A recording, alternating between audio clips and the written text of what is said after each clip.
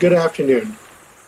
My name is Arvind Prasad, and as the Commissioner of Development Services at the City of Markham, I'd like to welcome you to Session 4 of the International Online Summit, Becoming Public Art. This exciting 9-week event is presented by the City of Markham in partnership with Art Plus Public Unlimited. I would like to open the proceedings with a land acknowledgement. We begin today by acknowledging that we walk upon the traditional territories of Indigenous peoples, and we recognize their history, spirituality, culture, and stewardship of the land. We are grateful to all Indigenous groups for their commitment to protect the land and its resources, and we are committed to reconciliation, partnership, and enhanced understanding. Development Services in Markham comprises 4 departments. 1, building standards. 2, economic growth, culture, and entrepreneurship. 3, engineering.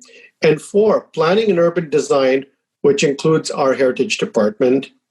Together, these departments create and deliver livable and healthy communities by facilitating economic growth, managing our cultural assets, and managing the development application and parks development processes.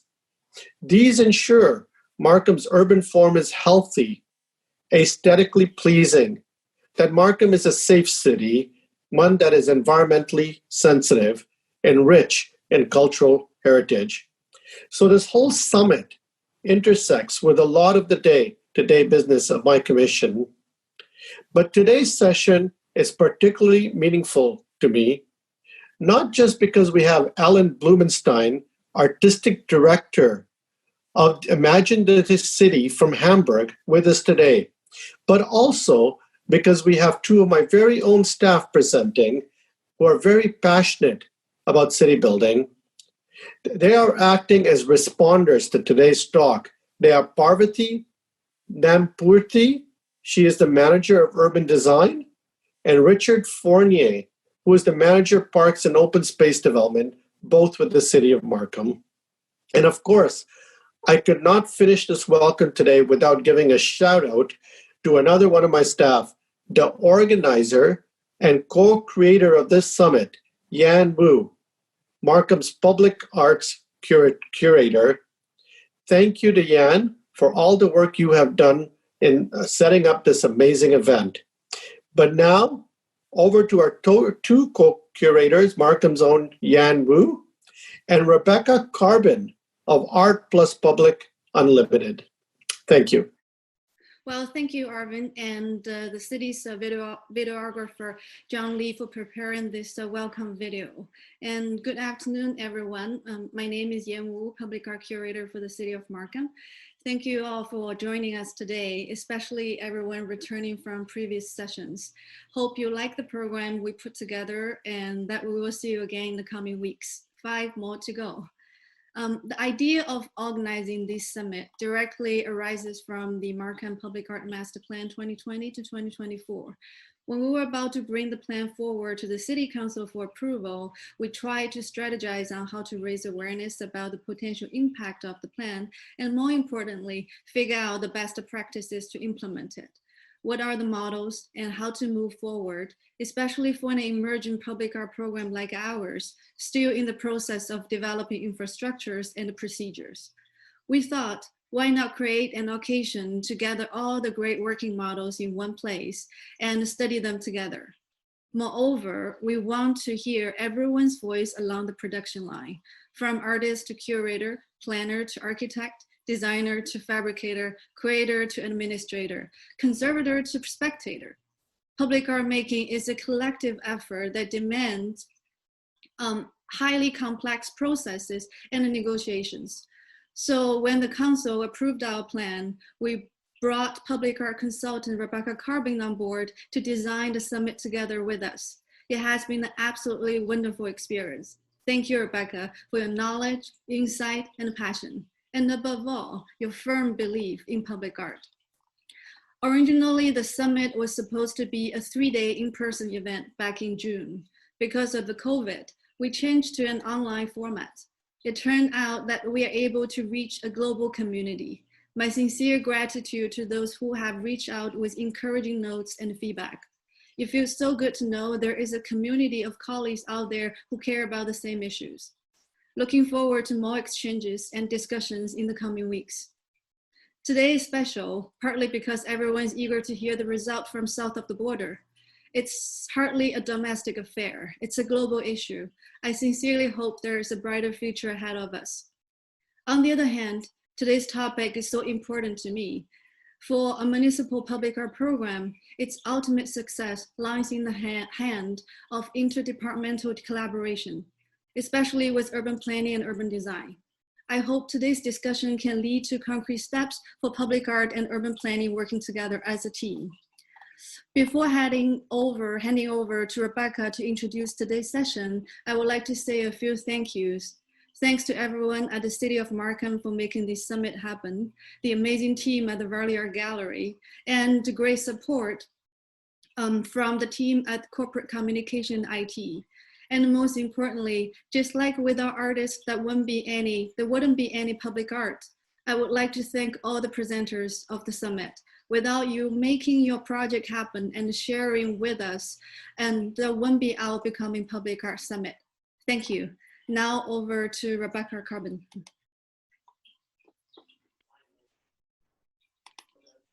Thanks, Jan. It's been such a pleasure to collaborate also with you on pulling this program together in the various forms that it's taken over the past year, which has been a weird year indeed. We've had some wonderful conversations together as we hash out what this program is and what it needs to be in a shifting context, both from when we started, where we are today, and where this will exist as an archive in the future. Thanks everyone for joining us today from wherever you are. We're thrilled to be sharing today's program with you. Today in our session, Art and Urban Planning, we're pleased to share a special presentation by Ellen Blumenstein discussing Imagine the City, an initiative in Hamburg where Ellen is the artistic director. Following this presentation, we have Brenda Webster-Tweel, urban designer at Stantec's Urban Places, moderating a conversation between Parvati Namputhri, manager urban design, and Richard Fournier, manager Parks and Open Space Development, both with the City of Markham, who will share overviews of their respective programs before we dive into a conversation moderated first by Brenda. And then of course, as always, we invite questions from the audience. I am not a planner, but planning for public art and some of the related questions and thinking that we'll discuss today is something very close to my heart. As a curator, I find this to be an area rich with curatorial potential.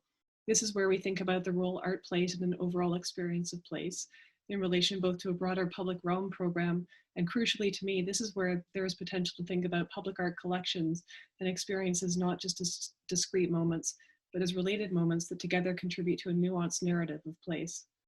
So a couple of housekeeping notes before I introduce our moderator for this session. After the moderated conversations between panelists, we will have a Q&A from the audience, as we always do. So please use the Q&A box to input your questions, and Jan and I will co-facilitate feeding these to Brenda for once we open the floor. Our session today is the fourth in our 9-week summit program, and we're really excited about the lineup that we have for the rest of our program. So please join us for all or some of the following sessions, same time and place, 1:30 to 3 p.m. EST, when we cover a range of topics relevant to contemporary public art practices from a range of perspectives, all built, as Jan said, on the premise of examination through case studies and working models. Over the next 5 weeks after today, we will cover accessibility, placemaking, site specificity, temporary programming, and digital public art commissioning. So I'll paste the registration link into the chat here once I stop talking, and you can make sure you sign up for the rest of the sessions or any that are of particular interest to you. So without further ado, it is my pleasure to introduce Brenda Webster-Tweel. Brenda Webster-Tweel is a member of the Royal Architectural Institute of Canada. She's a champion for urban renewal with international experience and a focus on process and interdisciplinarity. She integrates technical foundations in landscape architecture, and urban design to build resilient solutions. With over 20 years of experience leading urban designs and master plans, she has exceptionally strong record with large, complex, multi-stakeholder projects. Webster-Tweel gains understanding of community needs through iterative observations, tests ideas through collaboration, and delivers solutions that are embedded in community governance. Welcome, Brenda. Hello, Rebecca. Thank you so much. I hope everybody can hear me. I'm super excited to be here. I have worked with Rebecca and really learned so much about the overarching importance of integrating art into our public realm. It is an honor to be able to discuss art, particularly at this time. At our Urban Places team, we often talk about what is happening in our public realm today. We feel it's a special moment of possibility, endless possibility, with everybody out on the streets. And when I was invited to join this public art moment, it occurred to me that this is public art's moment. If there was ever a moment for people to think about, contemplate, engage with public art, whether for 10 days or for the next 10 decades, this is the moment for us collectively as urban designers, urban planners, artists, and all city builders to make this happen. So I am absolutely thrilled to be joining everybody. And I will be moderating, and you've had a hint at some of the questions that we will consider important. In other words, is this a special time for public art because we're all outdoors, and how can we bring that through our year? And also, what does this say about temporary versus permanent art and everything in between? I want to take this opportunity now to, I'm super excited that Ellen Blumenstein is joining us. She's our first guest this morning, and she'll be presenting her work as HafenCity's first curator. She has been drawing up long-term strategies to make cultural events accessible to a broad public. She was chief curator at the KW Institute for Contemporary Art in Berlin from 2012 to 2016, producing solo exhibitions by Kader Attia in 2013, Lizzie Fitch, Ryan Trecarton in 2014, Renzo Martins in 2015, among others. It goes on. And the thematic exhibitions Under Weapons, Fire and Forget with Daniel Terradellis in 2015, and Secret Surface, Where Meaning Materializes with Catherine Wood in 2016. Ellen offers tremendous experience and understanding to share with us, especially for the Markham Public Art conversation. And without further ado, I would like to present Ellen from her office in HafenCity. Welcome, Ellen. Hello. Yeah, you see it's night here already. We are 6 hours ahead of you. So yeah, I'm also really excited, and I'm grateful for the invitation because as you too, I am pretty isolated in a lockdown light, as we call it here. And I'm really excited to see how many people are interested and are like joining from everywhere to discuss our, as it looks like, joint concerns. So I will also just jump into the presentation I have prepared to share my desktop with you and hope it will work. Wait 1 second, where is it? Do you see the full screen now, Brenda? Could you just like confirm, or do you still see the slides on the side? Or Jan, can just someone tell me? It's not full screen yet. Not full screen, so wait. Why did it work before?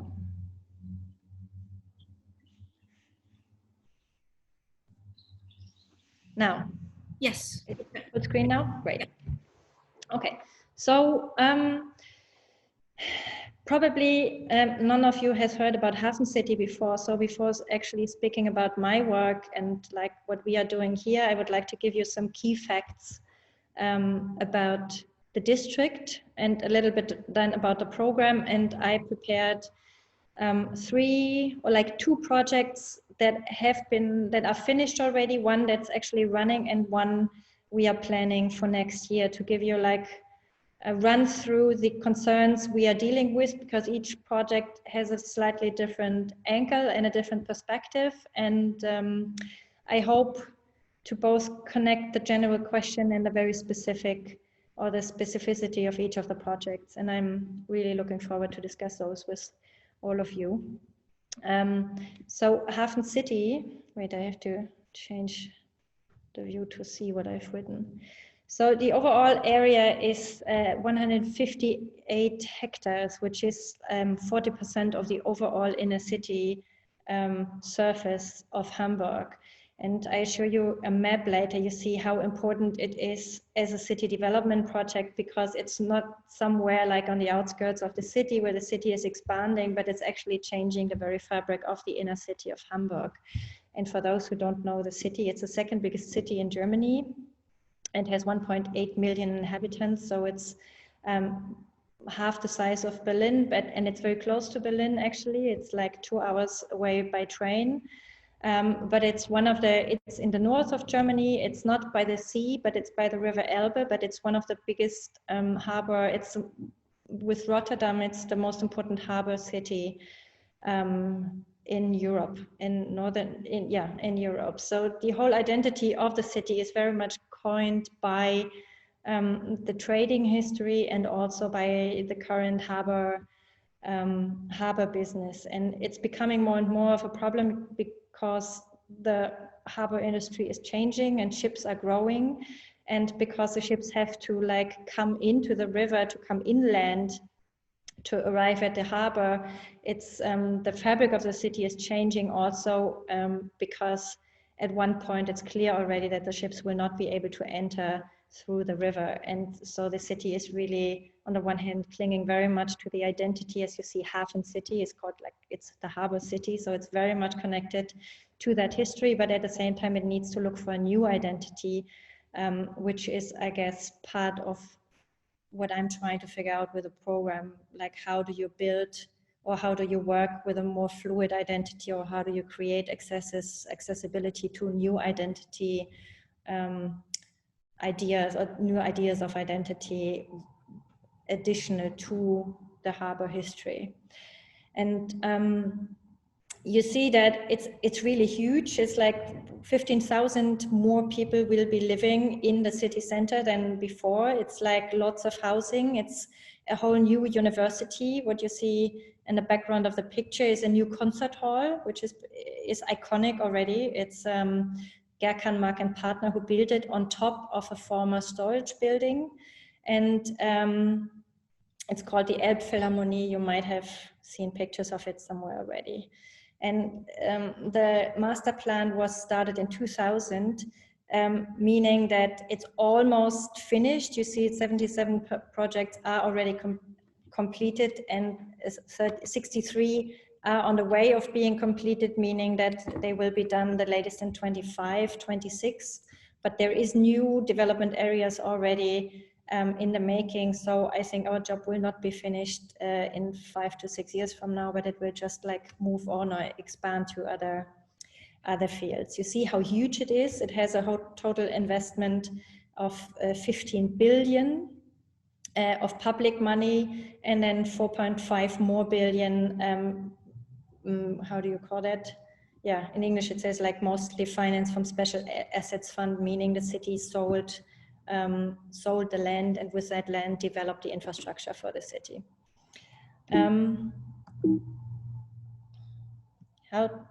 Here. So I said I promised a map, and what you see here is more or less the upper from like basically HafenCity is everything that is surrounded by water, and the big red cross that you see is a central train station. So you see it's like right by the city center, and it's a really important connection to the other side of the River Elbe, because like in many other cities, the south of the city or the south of the river is poorer areas, and the rich part of the city is north of the river, and it's very like condensed around the central train station and to the east of the central train station. These are just some impressions of the built environment of HafenCity, and the focus I took here is like how the river fronts are designed, and you see that it's a very So it tries to preserve accessibility to the water, but it's also like very controlled in the way the space is supposed to be used by people. And you always have it's a specificity because the river has ebbing and tiding. So the river, the surface of the river and of the water shifts between 5 and 7 meters depending on the part of the time of the day. So you can never directly access the water because it's like coming further up and like sinking down. So it's a very complicated and complex situation how to make that accessible without building a dam actually. So speaking about Imagine the City, the program was founded by me. I'm the first HafenCity curator. And it was an open competition that basically just said, we want somebody to do art and culture or to organize art and culture as part of the urban design strategy and of the city planning strategy for the HafenCity district, because it's so important for the city and it's built on flat land because HafenCity, I didn't say that before, was the Freeport area. So there was just storage units. And it was part of the harbor industry. And when the harbor changed, that area became free, and HafenCity therefore was built on the former industrial grounds of the Hamburg harbor. So what we do is we develop projects at the intersection between art and city planning. And what that actually means is the big question. Nobody knew what that would be exactly, and I'm trying to find out in the making, and that's the most interesting part for me, to find out what exactly it means to accompany a city becoming alive, or what it means to accompany the urban planning process without actually being an urban planner. I have always been really interested in those processes, but I've never, I have not studied architecture and no urban planning or whatsoever. It's just, my interest comes from the question of where art and culture become visible and become part of public life, so to speak. So that is one of the key questions we are dealing with on a daily basis. And our basic funding comes from the marketing budget of the city's Urban Development Association. Means it's private, it's public money, but it's like channeled, it's not directly from the administration. It comes through the association, which is very, is much more agile than the administration and is building all big development projects for the city. So somehow we are independent from the city administration, but we are directly hired by their stakeholders, so to speak. And that basic funding is complemented by public funding applications and private sponsorship. So we spend a lot of time on those issues, and all projects are conceived as long-term interventions, meaning we are neither a biennial or a festival. So I really very much object the idea, or object the very prone or the very, how you say, associative idea that it's much more easy to like create a condensed program in a limited time frame. But we also don't do, or so far haven't done, permanent installations. So the question of how our projects work can only be answered, let's say, through the experience, because my idea is they need to be long-term to influence the city fabric and like the way that people act and perceive of the city, but they also need to have the flexibility to change and to not be there forever, because the more projects you build, the more are there, and at some point you think maybe you don't want to see all of them forever. But that's also part of the process of experience and of like knowledge production for ourselves, so to speak. We collaborate institutionally with existing institutions ranging from art museums, but also with maritime museums, with like private institutions, even with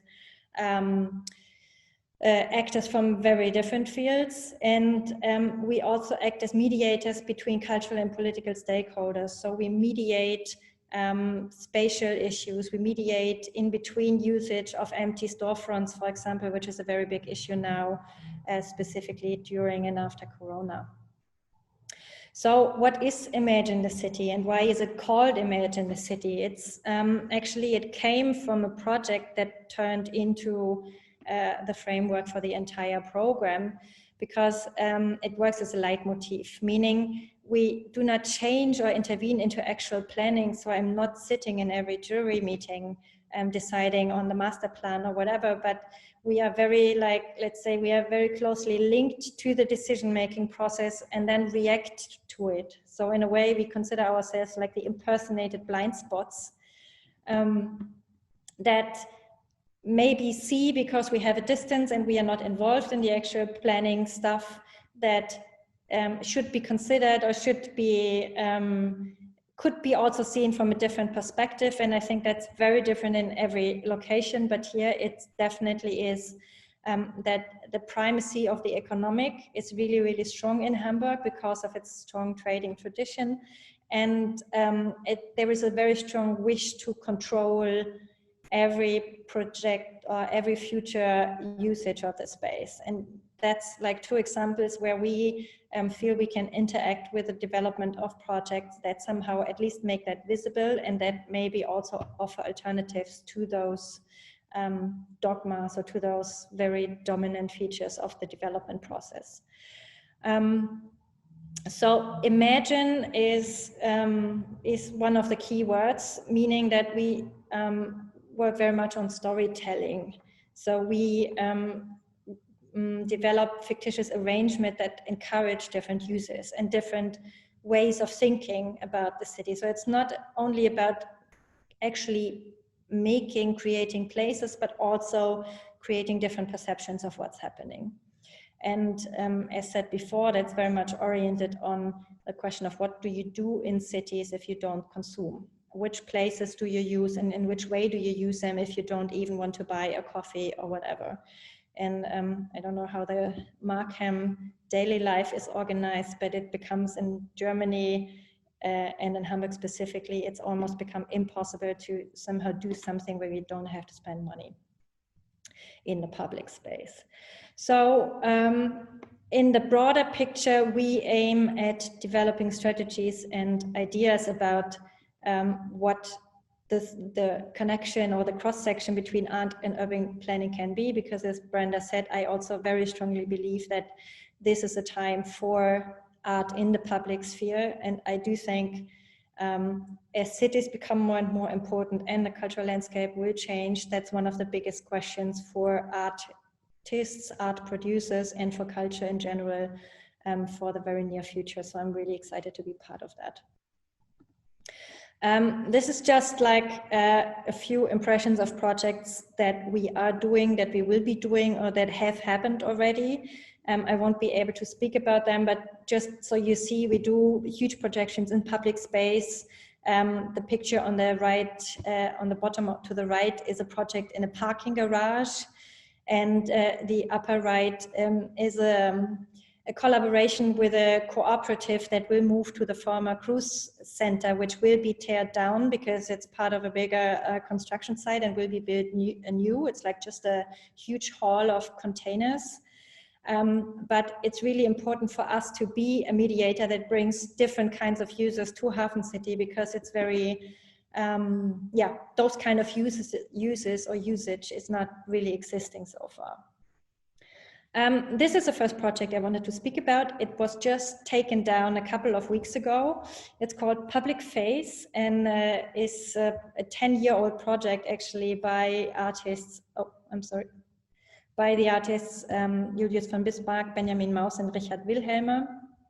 And as you see, we installed a big smiley face on a bridge, and that bridge is exactly at the cross-section between Hamburg's inner city and HafenCity, and is one of the most important entranceways. So it was really important for me to mark that space, because that's one of the issues and challenges that HafenCity is still fighting with, that it's right by the city center, but it's very difficult to access because you have a lot of waterways, you have huge streets blocking that access, and you have the old Speicherstadt, is like storage, how do you call it? The storage city or so that you see in the background here, which is a protected cultural heritage.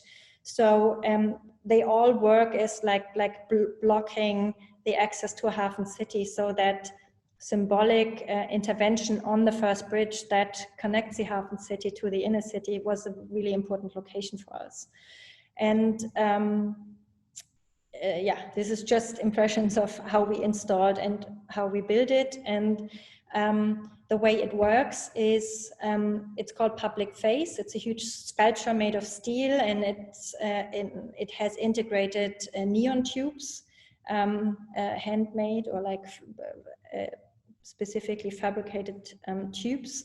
And the idea is to that it mirrors the mood, the collective mood of people in Hafen City in a way that it takes information, it takes data, qualitative data from CCTV cameras in the public space in Hafen City, and it doesn't really, it doesn't scan the faces, or it doesn't recognize the faces, but it just takes out vectors that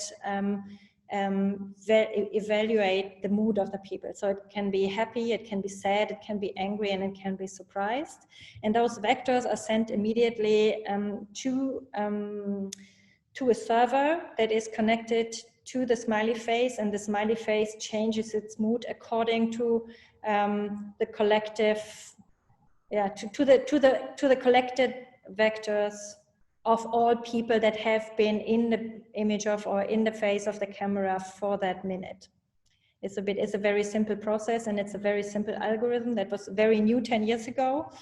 And the interesting thing is that 10 years ago, it wasn't a big deal really. So the prototype was done for a very small project on a lighthouse in Lake Constance in the south of Germany.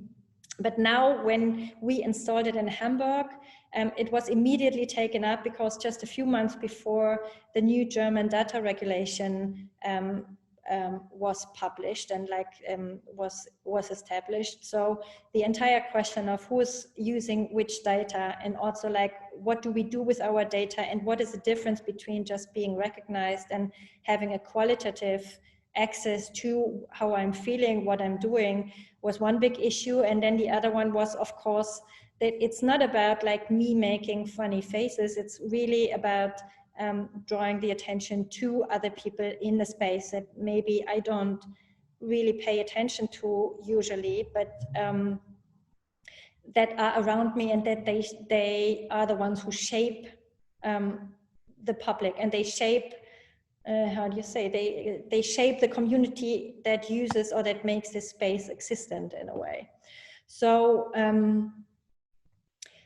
just so you see that it was really like the biggest media success we organized so far, and it was important in so far as we don't really have a communications budget. We don't. It's like we have a really small budget. We just started our work, and that was a really good way, just on a second and third level of thinking, of making known what we do. So everybody, it was really in like, it was publicized in travel guides, in architectural special magazines, in the yellow press, etc., etc. So it had a really broad range because it was immediately accessible, but also it has a very complex setup of questions it follows up on that project. The next project was very, very different. It was organized really as a performance, just a 1 month performance in the summer. And you might know the artist. He's been living in the US for a long time, but he is actually Canadian.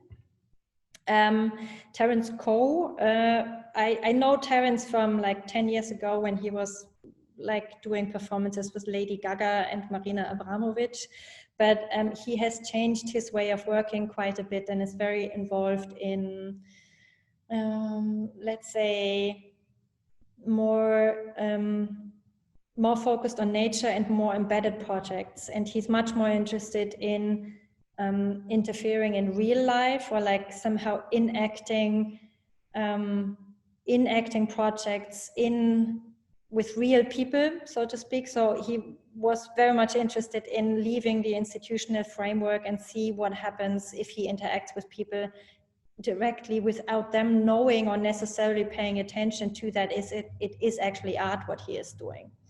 So there is like two special, or like just two facts I wanted to mention in relation to that project. One is that, of course, no project ever happens the way you originally plan it. Specifically, if you think of ideas and then have to find out if they are actually possible, because this one intervened into an existing and into a working city fabric.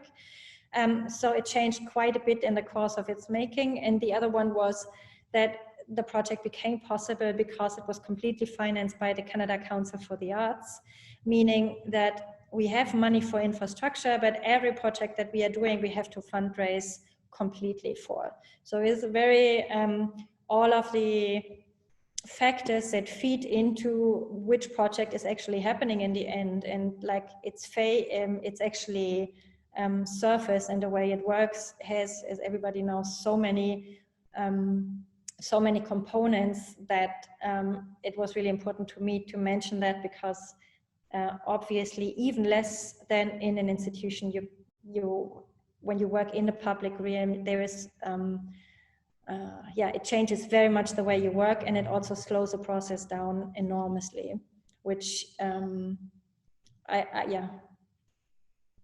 And what is really important to me is that it turns out that the most important and the most successful factor of that project was that it had no concrete use. Because HafenCity is very much, it's not only economic, but it's very efficient. So every street corner, every bench, every crossing, every city light is very, very functional. So you immediately know what the space is designed for, how it's supposed to be used. And that little space, or that enclave that Terrence built there around a bee chapel. So what you see here is him sitting in front of this little sculpture that has a living and a growing beehive inside.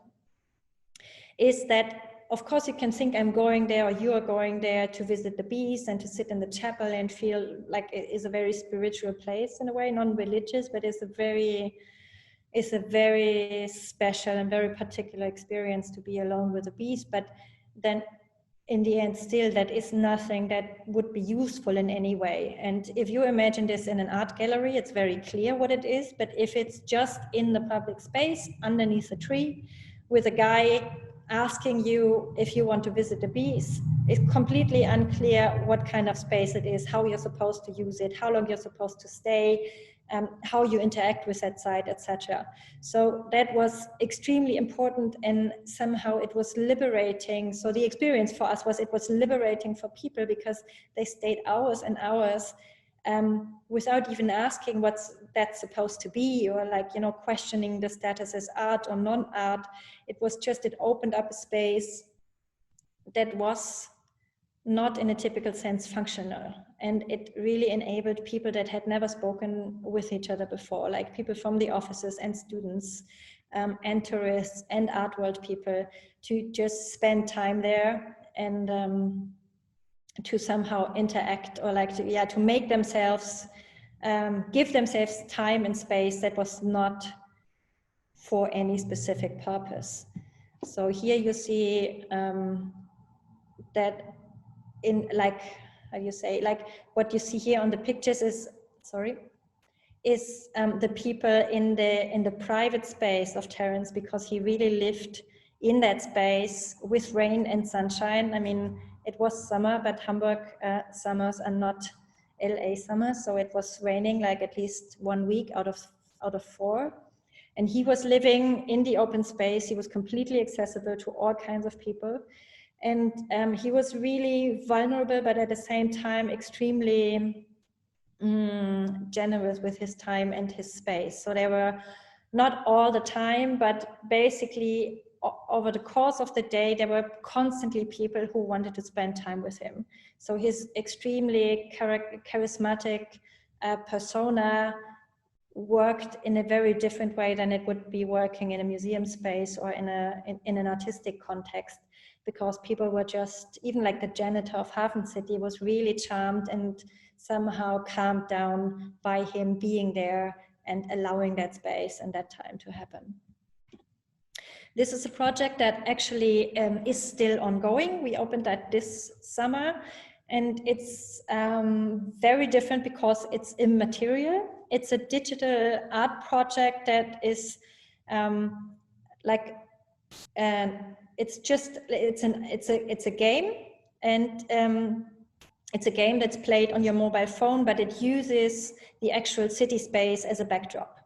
So you basically go, walk through, experience HafenCity as a site while working through myths and metaphors of seafarer. So we have the Odysseus myth, and we have Waterworld, which is more like the 90s Hollywood movie, imagining that the sea level has risen and everything is, so the sea level is just 4, 5, 6 meters higher, which is not unrealistic actually. So that it basically uses the city as it is, but adds an additional fictitious layer to that city space, and by that of course changes very much the perception of how that space is experienced. So here you see that's the opening screen. You enter it and you all, if you like, you can all just download it now in parallel. It's Spotboard Ta, Boot in the German way, so B-O-O-T. And you can play it anywhere. There's like 4 chapters. 2 chapters are offsite and 2 chapters are very specific to HafenCity. So it's at the same time like something that I don't know, that brings HafenCity closer to you, because in a playful way, but it also hopefully draws people to come to HafenCity and to have a reason to come here, because that's one of the big questions. It's on the one hand perceived or like conceived as a site for tourists also, like many new areas. It's not residential only, it also has a lot of cultural usages like the concert hall, etc. But once people are here, they don't really know what to do. So that, or how to move, or like how to how to investigate the space, or to investigate the new district, because you can basically just walk along the waterfronts, but there is nothing really that helps you to navigate, or to kind of to analyze your own perceptions of the space.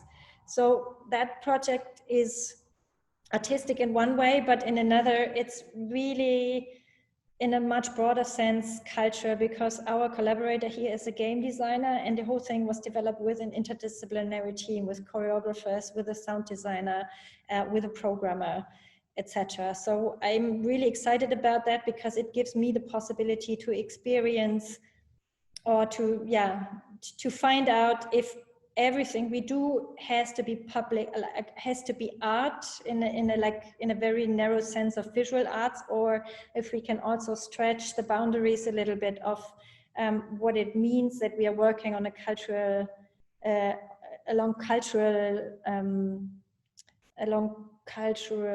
I don't know, ideas, or along cultural, within the cultural realm, but thinking of the city in a way.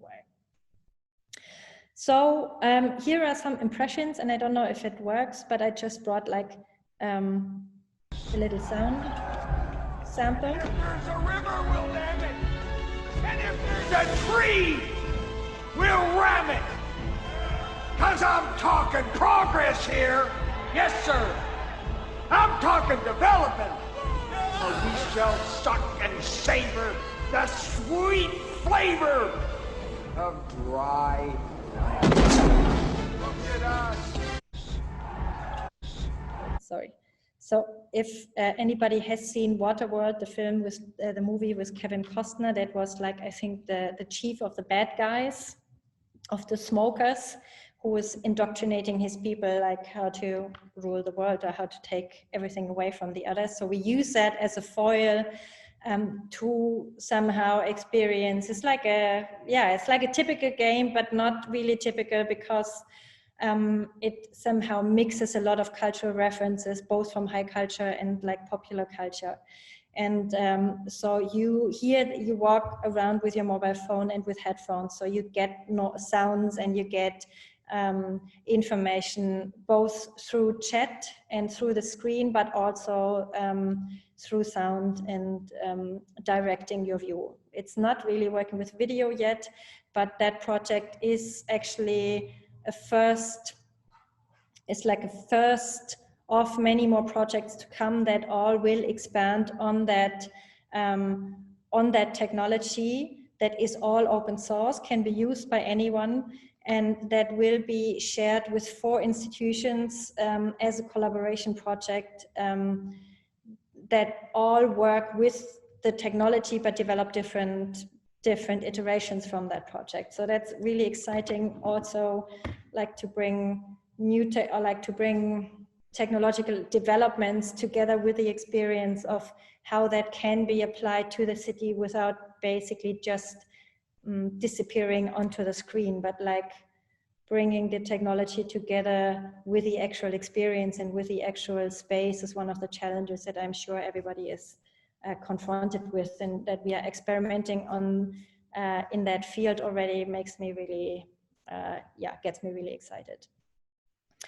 The last or the second last project I wanted to introduce is the first more thematic and it's like a group exhibition in public space.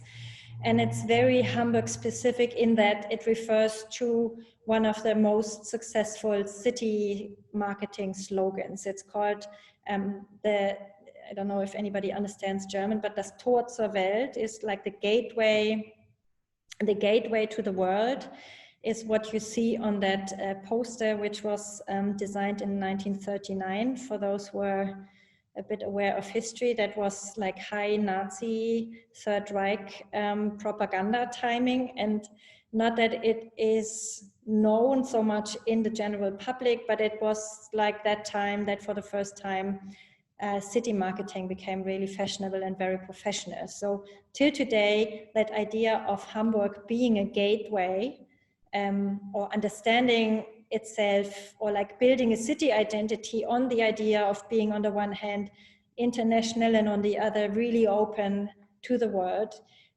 is very strongly connected both like to the history of the harbor, but also very much embedded in this idea of this, or like in this metaphor. So what we are doing is connecting that metaphor with an actual course along the former borderline of between HafenCity and the inner city of the one I mentioned before already, but we are not working from north to south, meaning like it's not the axis that runs from the inner city to HafenCity, but the one that runs along the edges of HafenCity and connects 2 major subway stations with each other, and intervenes into existing structures, houses, urban sites, and all deal with that metaphor from a different perspective. So, I mean, obviously it's like fantasizing yourself as like the portal, that's like how it's called, or the gateway to the world, but it also fantasizes, we fantasize ourselves as being the paradise that everybody wants to go to. But the portal, like with every science fiction movie or science fiction story, the portal is also always like the threshold to a different world. And it is, it has a sexual connotation, it has the subconscious connotations. So it's very lively but very coining metaphor. And for those who have not been in Hamburg, and I guess most of you haven't, once you start thinking about it, it's astonishing how much of the city's self-understanding can be analyzed or can be worked through with the help of that metaphor. So there is like a big, we're not sure how many new productions we will be able to realize, but there is a major commissioning process for us. So we work with artists both locally and internationally who develop new projects with us. And we will invite existing projects that deal with that metaphor, have been dealing with this metaphor beforehand. And then there is also a progressive web app. So we connect that parcours, that course, virtually or like via the mobile phone, and that is again the same technology that we used for the Spotboard. And that's very interesting because the use we will try to establish for this one is a very different one than what we did with Spotboard. But the idea is, as you see here on the map, is like the green points is more or less the parcours of new artworks with like real sites for artistic experience, and the colored points are locations that you can go to and get information through the app. So that's much more like an informative mediation, maybe also an educational tool. But what we try to do is not just give facts and figures, but somehow to develop a dramaturgy and develop a fictitious, once again, you have the imaginary level, dialogues and stories that somehow bind you, and that they how do you say, they infuse those sites with affective potential, like giving stories from the past, but also giving opinions from people today. So there will be a lot of Q&A, for example, from passers-by that we will collage together in sound files, etc. So what we are trying to do is like connect an actual a physical site and a physical experience of that space with additional information that you can experience individually, and also decide on how much and which kind of information you want to receive, because there will be thematic focus points, there will be specific architectural information. So it's like with any like more advanced app, you can basically filter everything you get. You can do everything, but you can also just say like, I'm only interested in architecture, or I'm only interested in art, or I want to see everything that has to do with trade overseas or whatever. So that is something we are working really hard on right now, and that will open hopefully in May. And that might be a good starting point to think of one of the questions of like how important art in the public space could be, both with Corona, but also in the future for the future of cities, or like how to experience cities through art, maybe in a different way.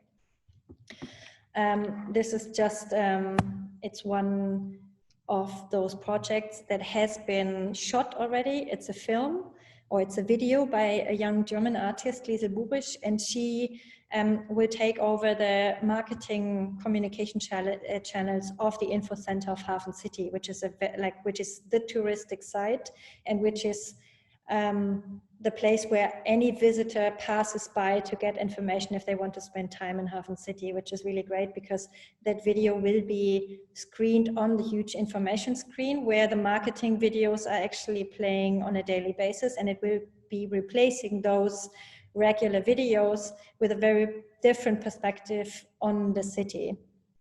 And for that, she has collaborated with a Hamburg-based musician, Preach, and they did a collaboration from that shooting, because Liesel did the music video for Preach's actual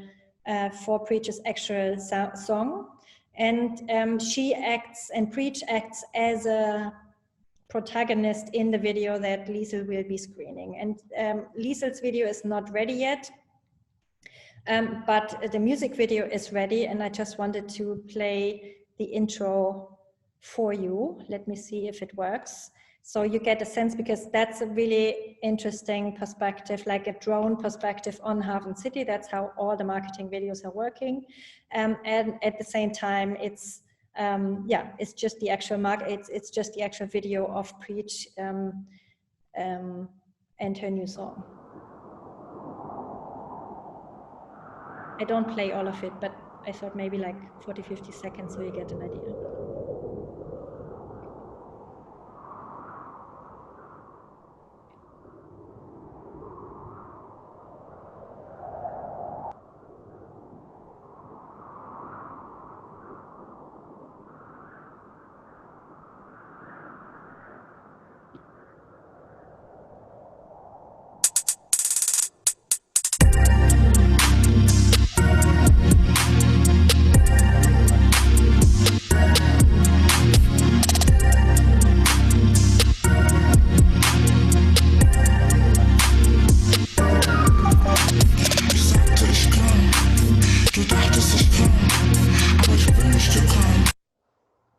yeah, I mean, the YouTube, you can see the YouTube link. It's really fun to watch it. It's just like exploding my time for the presentation. So I just switched to the next, oops, to the next project. This just the second example I brought.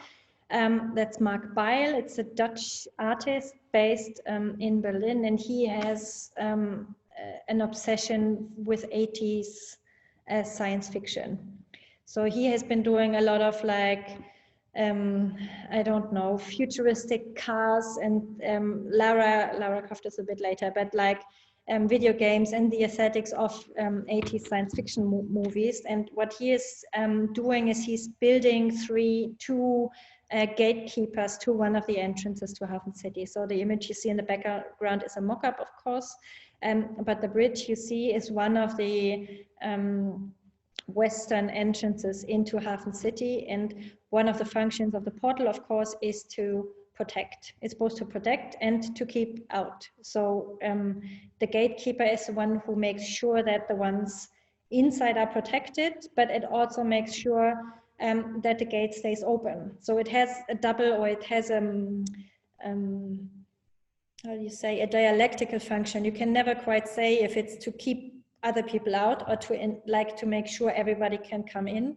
And there is, of course, as you see there is like a female twist on the violence and the aggression that is connected to the gatekeeper in general, both like historically, but also like in fiction. So those sculptures will be 3D printed, and they will be at least 6 meters high, and they will keep that aesthetic of, that 80s aesthetic, which is a bit, how do you say, like it has this like everything's like black and a bit graphic novel style, etc. So this is a very, very straightforward sculptural intervention, but there something like that doesn't exist at all in that space. And you maybe remember the impressions I showed you is very clean, very straightforward, a very, very well organized space. So everything that's not that clear and that has not clear edges and it's a bit messy is definitely kind of a provocation to the space itself and to the way that you perceive the space around you in a way. And so there is many more projects, but I leave it at that. And then I just brought one project, which interestingly is the most controversial project so far, which I didn't expect at all. And that shows a little bit what the perspective for me would be, because that is a suggestion for a permanent sculpture. I'm not sure if we should really do that. So it's a project that is still in the making and in discussion. And the Belgian duo, Harald Thys and Joost de Gruyter, they have been working with this motif of the three know-it-alls. In German, it's a very nice translation. It's the three Klugscheißer. They have been working with those three heads in very different ways for a long time. And they proposed a sculpture that is 20 meters high. So the mock-up you see here is really on scale, and you see how much that would change the space and the perception of the space. And the new feature is that they have blinking red eyes that work like a lighthouse or so at night. And I just brought a quote from one of the people I discussed this project with, which is here in the right column. And I just want to read it to you. The reaction to that proposal was, those stupid heads with the silly flashing lights decorated with dramatic moonlight and the roar of ships, couldn't that have been better suited to the 1936 Berlin Olympics? I am against this stupid image of man and against the wanted trumpet up unfilled or justified monumentality. And that's a very strong rejection, which I really haven't experienced in any of the projects we have proposed or have developed so far. And that made me really curious of what it is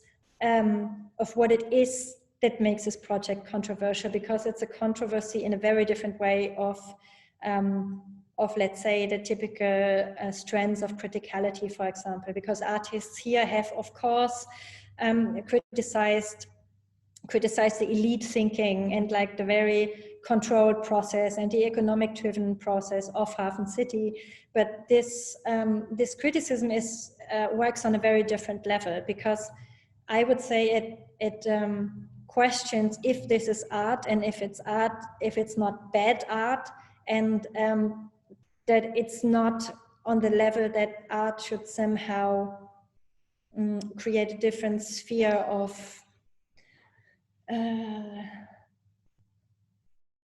remoteness, like from the mundane and from the silliness of the mundane, etc. So for me, it has become a really important question in which way we can address the space and maybe also the flaws of the space.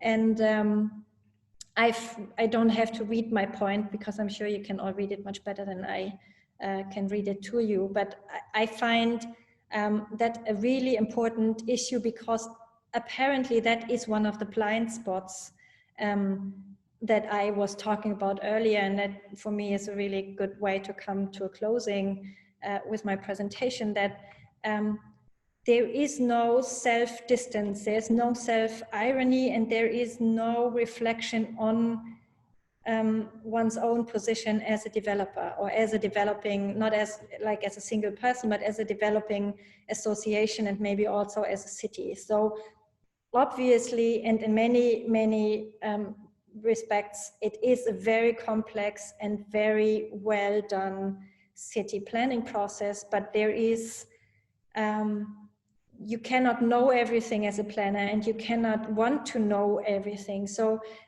this sculpture, in my opinion, is not so much, is somehow reflecting or making visible that, like, the necessity of seeing your own silliness, or seeing your own, being aware of one's own resentment, stupidity, anxieties, etc., specifically of other people, which specifically actors in the cultural realm, very often we tend to think that others are more silly, or don't understand, or are not on the same level of the argument as we are.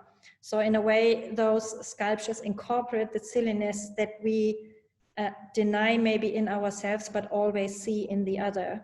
And in that sense, I would fear that that kind of criticality, or that kind of distance to the urban planners, is a very important position that we might be able to take. And I don't know in which way that project will happen, and where it will happen, and when it will happen. But I think that's a very good way for me to figure out where the future, or where our program and our work is going. Thanks. So let me stop this. Yeah. Hi, Ellen. Thank you so much. You have given all of us so much to think about, and I feel that you have grabbed this baton to pass on to the city of Markham with all your thoughts and ways of thinking. And what kept coming up is your exuberance about how we choreograph the city, how we move through the city, and how it's important to leave places undone. And this expression that we often go back to, the beauty of the incomplete whole, and that you are exposing the incompleteness, and that it's good. Incompleteness is there and it's good. So thank you so much for your presentation. And now I would like to super present the next two presentations. So I'll be presenting both these remarkable people from the city of Markham, and then I will ask that they each present each other as we move through. So Parvati will be first up, and I just want you to learn a bit about her. She is a planner, an urban designer, and strategic thinker. She has worked on several continents in Canada, the UAE, USA, and India. And while she is multi-continental, she's also multidisciplinary. She has taken a multidisciplinary approach to her leadership. She develops creative, context-sensitive approaches to design while balancing stakeholder needs throughout the processes. She has led interdisciplinary teams herself that span geographies to deliver master plans, urban revitalization plans, and design guidelines, all critical to great city building. Parvati strongly believes in creating places and communities that are functional, sustainable, and attractive through collaboration, mind you, very important, innovation, and of course, design excellence. Parvati, before you start, I'm going to introduce Richard and then I'll be done and you can introduce him again when it's your turn to do so. So here we go. Richard Fournier is the manager of Parks and Open Space Development at the City of Markham. Hi, Richard. And he works closely with public and private stakeholders to provide communities with sustainable park systems that facilitate healthy, happy, and of course, diverse and equitable outdoor opportunities, which we so desperately need right now. Richard is a certified landscape architect with both the OALA and the CSLA. He is also a certified project management professional, PMI as we call it, and has completed the Master's Certificate in Municipal Leadership from our very own Toronto Schulich School of Business. So thank you both for coming forward today to make your brief presentations before we move in to the panel discussion. Take it away, Parvati. Thank you, Brenda. Thank you for that lovely introduction. Before I get started, let me just share my screen. Good afternoon, everyone. It's a pleasure to be part of this panel today, and I hope everyone can see my screen right now.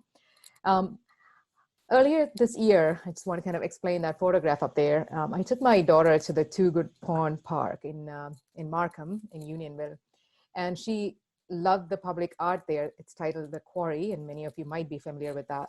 So she climbed on the dog, she played with the squirrel, and was absolutely delighted. And kind of throws a light on our experience and interaction with public art and how integral it is to urban life. They bring beauty, joy, pride, activation, and interest to our spaces. They help create unique experiences for residents and visitors. So today I'll speak briefly about how at Markham we are trying to work together to integrate public art and urban design to create attractive and complete communities.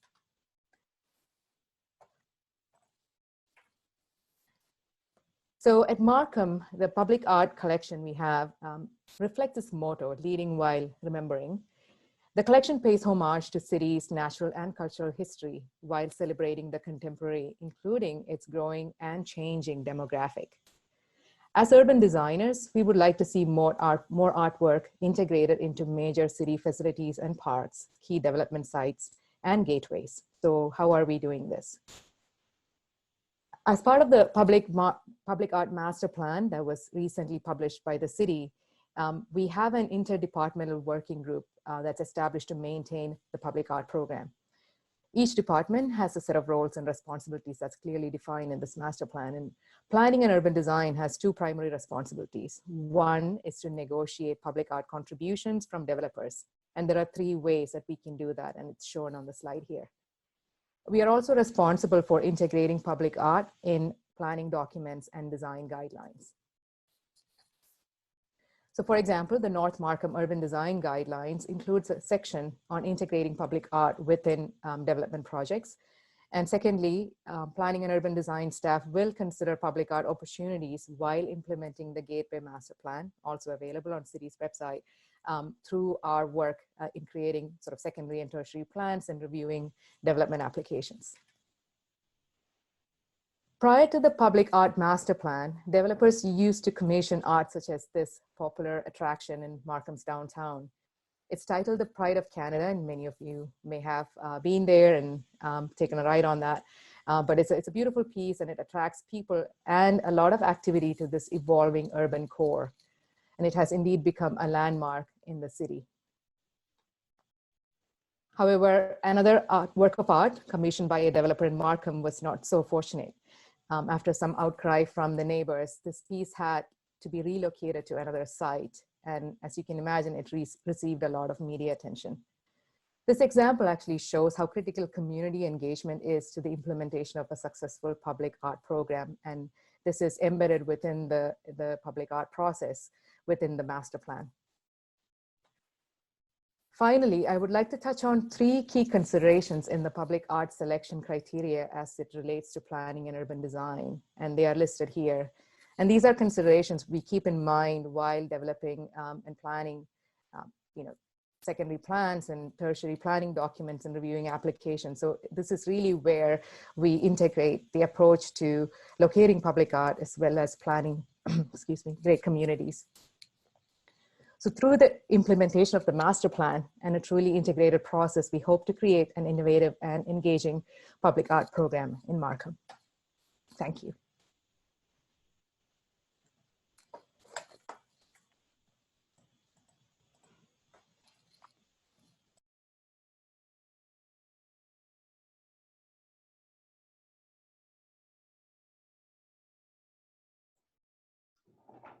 Well, thank you, Parvati. So on a similar note, I'm Richard Fournier. I'm the manager of Parks and Open Space Development with the City of Markham, work very closely with Parvati. And I'm also going to share just a brief presentation on basically a public art methodology I've come to know over the last decade, which is very much in keeping with how we are doing things at the City of Markham.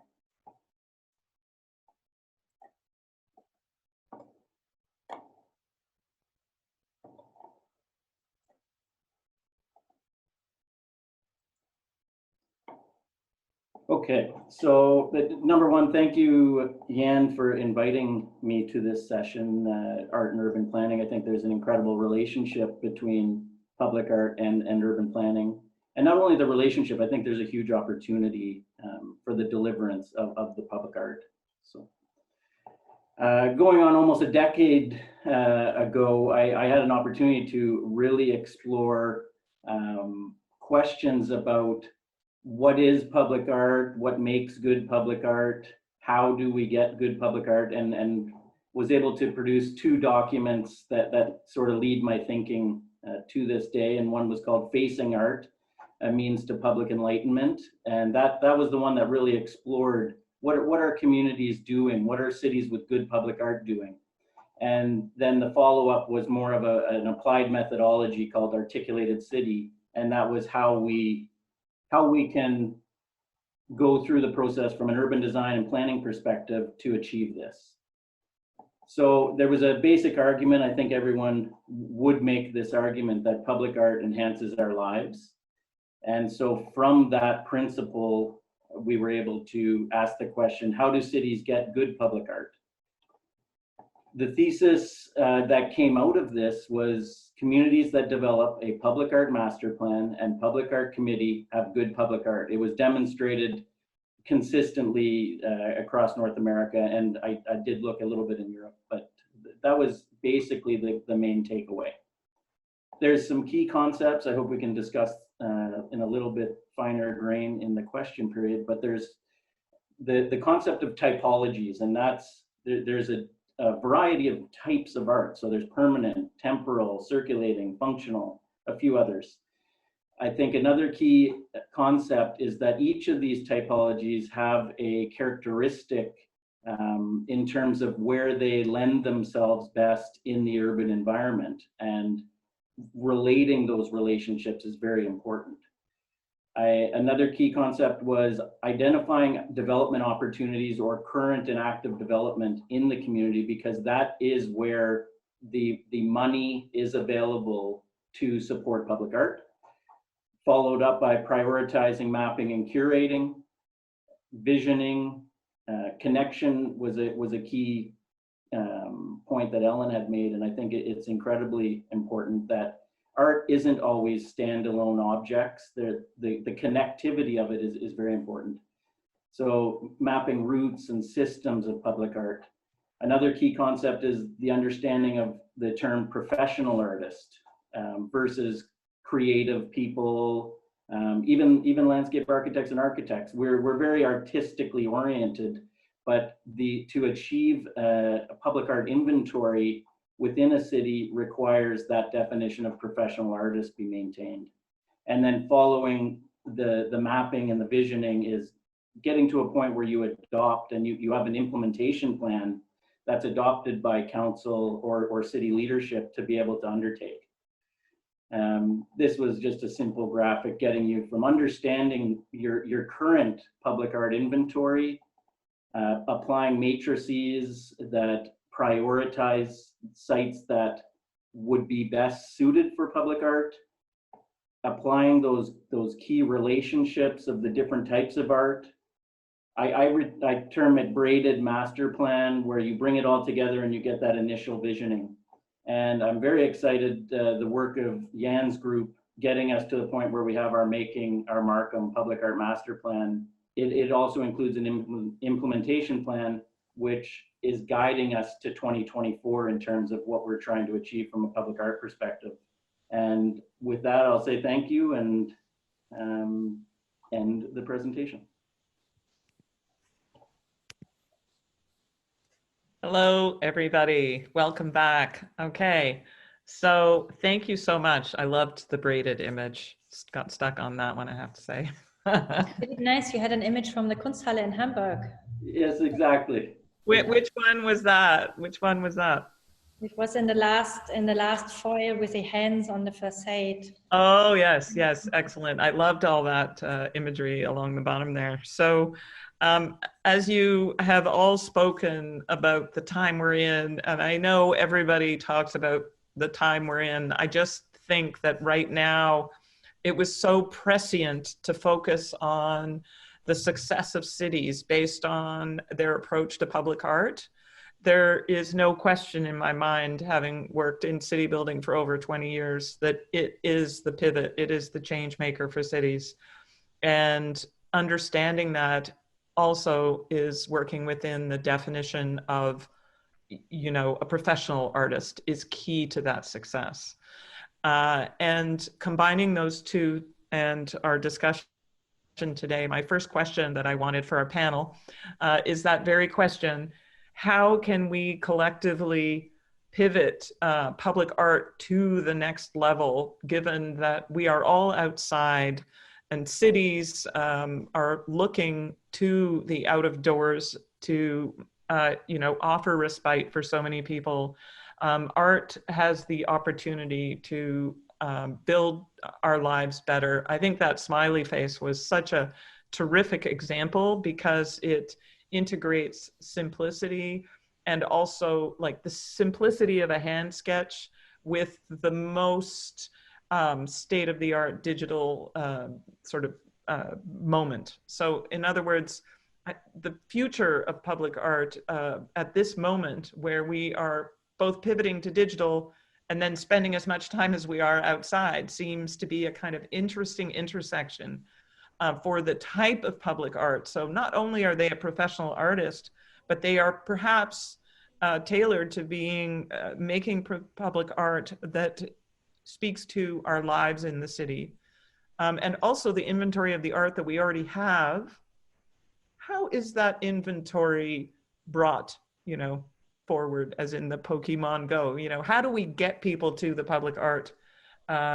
Just a tiny anecdote before I open up to questions. So a friend came to visit from London, and so I gave a tour of public art, and I had wished that there was something like what you were showing for HafenCity, so that there would be some kind of digital engagement so that we could go deeper into the artworks that we cycled through the city to all the public art that was available. We didn't get to Markham, sorry, next time. But the whole idea, so maybe I'll start with you, Richard, since you were the last to present. If you can open up your thoughts on that topic of, you know, getting outdoors and staying outdoors as the temperature drops, and what's public art's position? Okay, so I'll go back to, I think, the importance of understanding what we have, and a picture speaks 1,000 words. So getting to the point where our current inventory is very well mapped, to your point, Brenda, of people are not going to generally stumble upon these places. Some will, and that will be a beautiful moment. But I think if we can provide through our digital services, our website or a secondary source, the locations of our current inventory, plus our plans for future build out, I think it creates an ongoing excitement for those who seek the experience of public art. So in terms of importance, I think it's not going away. Art has lived through the best of times and worst of times. I don't know if it's more important in either of them, but it is very critical in our urban environment.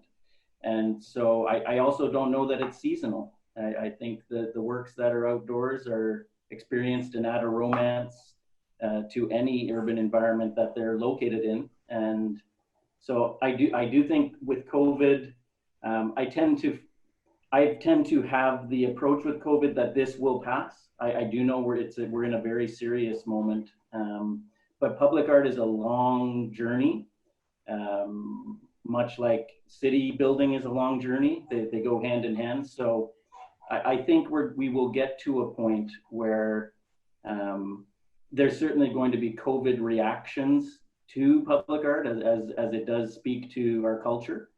But I think we're going to get to the point where COVID may not be the scenario, but it's just that we're going to be providing more public art as the city of Markham, more connected routes, where you're not seeking out just a singular piece. Right. You get the opportunity to go and experience multiple pieces, and by having that variety of curation, where some of it's permanent and some of it's temporal and circulating, it can be changing all the time, which draws a different audience out each time. So perfect. That's my thought. Thank you. Just Ellen, I'm wondering if you would speak to what made you decide in a way did you really hire an artist to kind of create this parkour for the art that exists? I mean, does it feel, to Richard's point, that maybe this is almost a brief that we are collectively putting together for an artist to potentially make that journey, to choreograph or curate, and to have that be the art in itself? I don't know, I'm just thinking out loud here, but it makes me think about, based on Ellen's presentation and what you just spoke about, Richard, about the idea of that being the brief itself. Yeah, I think that's a really interesting question, because of course it has the implicit question of like, what's the relationship between the curator and the artist, and what's like my role as a curator in a way. And it's a very controversial question, and there is like very clear positionings on that, of course. And I would say it is really important, even more than within an institution, to take the curatorial role really seriously, because I think what we are doing, or what I am doing, is not only selecting, but trying to maintain that intermediate position, you know, like not only thinking, like both thinking of the interest of the artist, but also of the broader necessities for the city and for the public, and then mediating also to the urban planners, to the administration, like to everybody involved. So I am a gatekeeper myself, to like stick to the metaphor.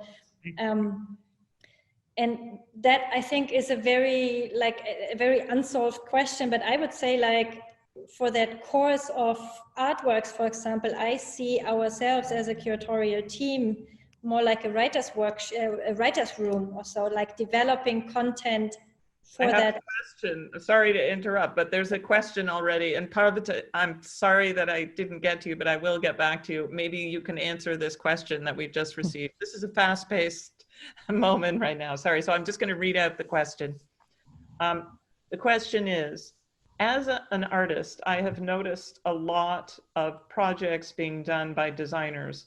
What is the difference between a public artwork made by a designer rather than an artist? You're kind of answering this question already, Ellen.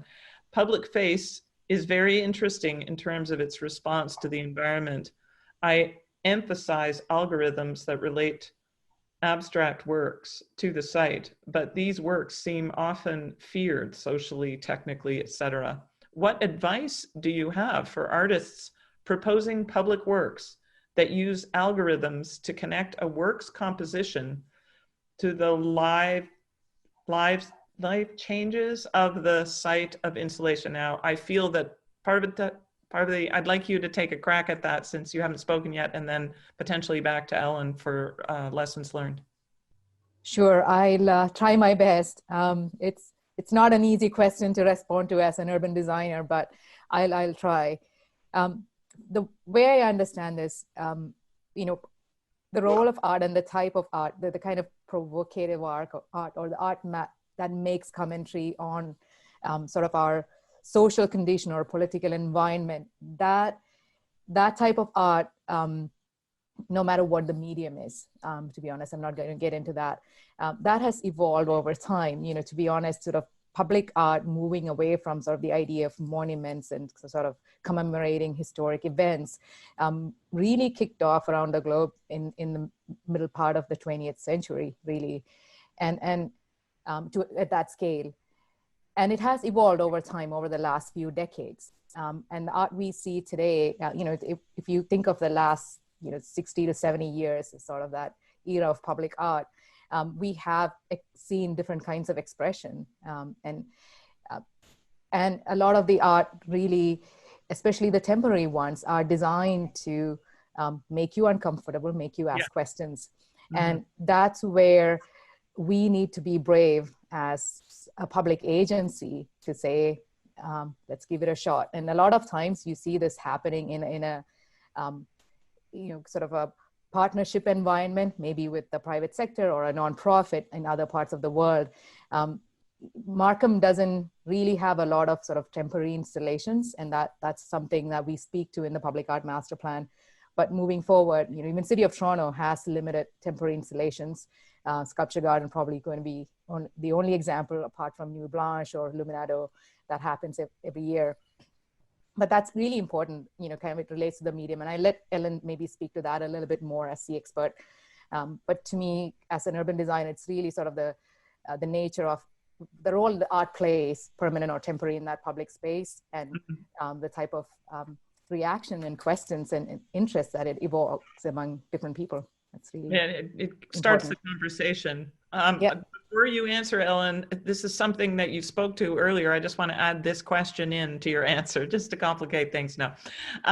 So the question is, interesting that professional boundaries around artists and designers seem to be necessary, but wondering how they may bleed and overlap more, or are they necessarily very different mindsets? I think we have spoken to this, and Ellen and then Richard on that question, recognizing that there is a way of partnering without, and anyway, Ellen, go ahead. Maybe I just have a very brief question of language misunderstanding. Do we speak about urban designers, or I'm not quite sure if I understand the distinction or the dichotomy. They did say artists in brackets and designers, artists in quotation and designers in quotation. I mean, we did. But it's not like graphic designers, it's urban designers or urban planners. It must be. I would think, it's about what we're talking about today. So I would say urban designers. Why not? Yeah. I don't really know.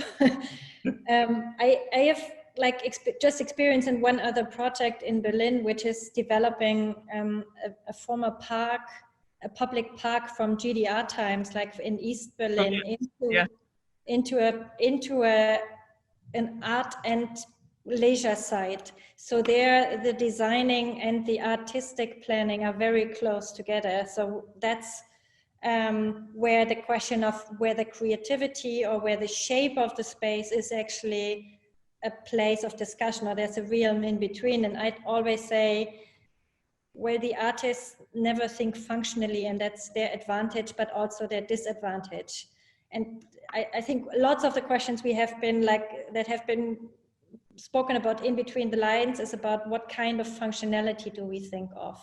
Right. And I think we need to think of functionality, but maybe a different kind of what the intuitive understanding would be. Okay, thank you. And Richard, just So I think when we try to define professional artist and why it's important, if we go to the definition part, I think one of the key factors is that individual makes a significant amount of their livelihood doing this. And one of the reasons why that's important is that they're committing that amount of time to become a specialist in their practice of art.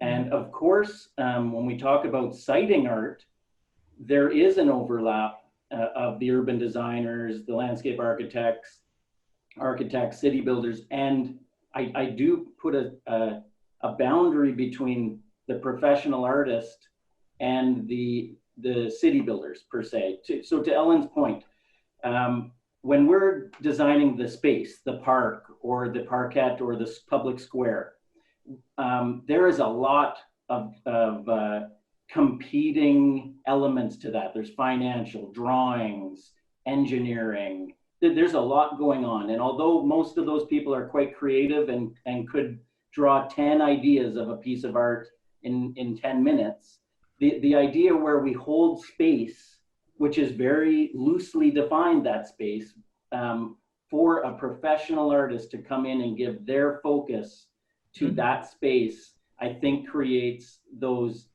dynamic, explosive, interesting spaces that, I love the the way moments that just wow you, that keep you coming back.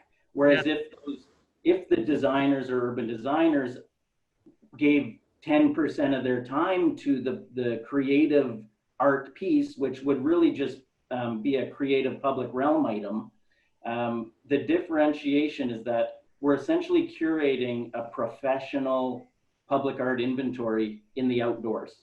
And, and you're having a dialogue. I mean, I think you, as the person who understands the space and who's master planning the parks, will definitely be creating a dialogue, because in a way you are setting up that space, the choreography of that space for a certain moment that you already have in your mind.